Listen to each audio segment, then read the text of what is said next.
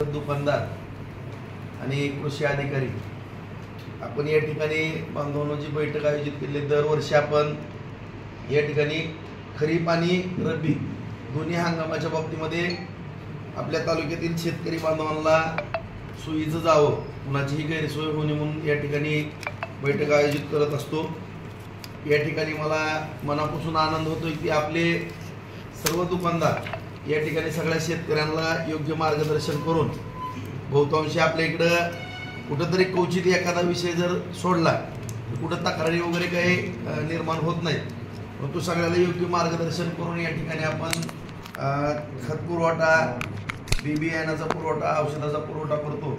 आणि त्या अनुषंगाने आज या ठिकाणी खरीपाचा आढावा बैठक या ठिकाणी घेत असताना आज आपल्या तालुक्यामध्ये जी खताची आवश्यकता आहे, बियाणाची आवश्यकता आहे, औषधाची आवश्यकता आहे, ह्या सर्व बाबीचा आपण जो आढावा आता घेतलेला आहे त्याप्रमाणे गेल्या वर्षी जवळपास मका 429 हेक्टरवरती झालेली होती, तूर 3836.20 हेक्टरवरती झालेली होती, उडीद 4279 हेक्टरवरती झालेला होता, मूग 572 हेक्टरवरती झालेला होता।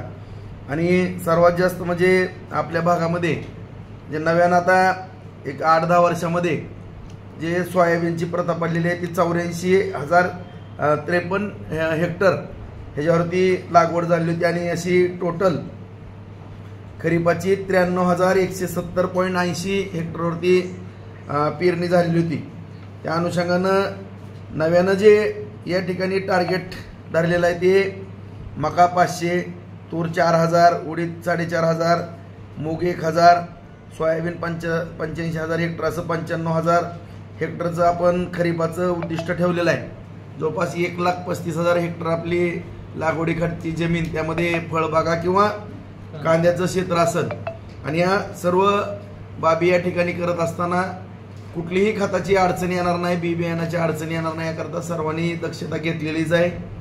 सगळ्यांनी आपापल्या दुकानामध्ये माल मागवलेला आहे, सगळी माहिती आपण घेत असताना कोणालाही अडचण येणार नाही ह्याची प्राथमिक माहिती तर दिसून येते, परंतु DAPचा थोडा तुटवडा पडण्याचा शक्यता नाकारता येत नाही। त्याकरता संबंधित जिल्हा कृषी अधिकारी व उद्याच मुंबईला जाणार आहे, काही गरज पडली तर कृषी मंत्र्यांकडनं हालचाली करून तुम्हाला आणखीनही जो काही पुरवठा करायचा आहे त्या पुरवठ्या बाबतीमध्ये दक्षता त्या ठिकाणी घेतली जाईल।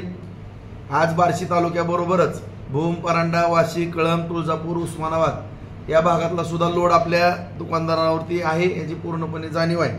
फक्त एवढीच या ठिकाणी मला विनंती करायची की सगळ्या शेतकऱ्यांना व्यवस्थित सर्व्हिस तुम्ही देत असतात।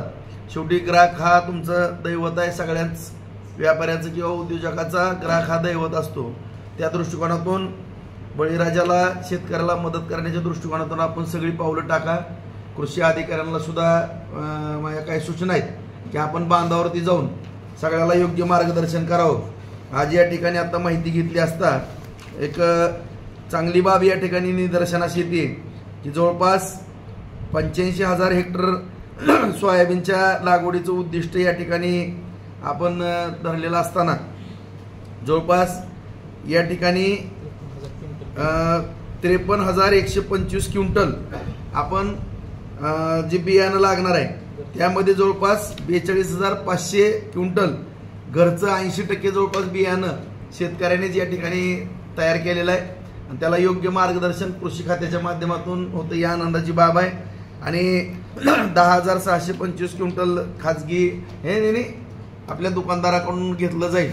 आणि या ठिकाणी दुकानदारांनी सुद्धा त्याची उगवण क्षमता वगैरे तर काय दरवर्षीचा हा भाग आहे, कुणाला अडचण येणार नाही, कुणाची उगवण्याची क्षमता कुचकामी ठरू नये या बाबतीमध्ये काळजी घ्यावी अशी या ठिकाणी मी सगळ्यांना नम्रतेची विनंती करतो। आणि आपण सगळेजण शेतकरी बांधवाला योग्य मार्गदर्शन कराल अशी अपेक्षा करतो। आपल्या तालुक्याचं उत्पन्न जास्तीत जास्त वाढवण्याकरता आपण सगळ्यांनीच प्रयत्न करावे एवढी या ठिकाणी सगळ्याला विनंती करून आपण या बैठकीला उपस्थित राहिलात दरवर्षीप्रमाणे, त्याबद्दल मी सगळ्यांना धन्यवाद देऊन बैठक संपली असं जाहीर